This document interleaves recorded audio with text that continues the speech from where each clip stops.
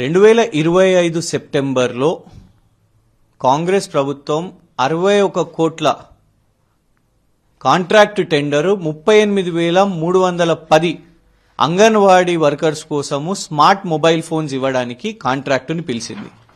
ఆ తర్వాత ఆ కాంట్రాక్ట్ యొక్క కొన్ని కంపెనీస్ క్వాలిఫై అయినాయి, కొన్ని కంపెనీస్ డిస్క్వాలిఫై అయినాయి.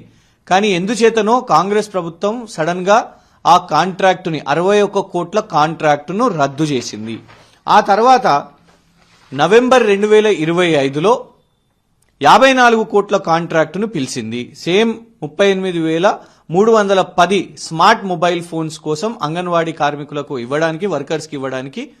ఇది కేంద్ర ప్రభుత్వం యొక్క పోషణ్ అభియాన్ స్కీమ్ లో భాగంగా కేంద్ర ప్రభుత్వ నిధులతోని రాష్ట్ర ప్రభుత్వం ఈ కాంట్రాక్టుని పిలిచింది. దానికి సంబంధించి ఒక కంపెనీకి 54 కోట్ల కాంట్రాక్ట్ వచ్చింది. సెల్కాన్ కంపెనీకి శాంసంగ్ గ్యాలక్సీ ఫోన్ ఇవ్వడానికి వాళ్లకు ఈ కాంట్రాక్టు 54 కోట్లకు దక్కింది. ఇటీవలే రేవంత్ రెడ్డి గారు అసెంబ్లీలో ఎవరిని మీడియాను పిలుచుకోకుండా ఈ మొబైల్ ఫోన్లను అంగన్వాడీ వర్కర్స్ కి పంపిణీ చేసే కార్యక్రమాన్ని కూడా మొదలుపెట్టినరు. అయితే సెల్కాన్ వాళ్ళు కూడా మేము దీన్ని ప్రశ్నించినప్పుడు సెల్కాన్ వాళ్ళు కనీసం కంపెనీ యొక్క పేరు, మోడల్ పేరు కూడా ఇందులో ఎక్కడ కూడా చెప్పకుండా ఏం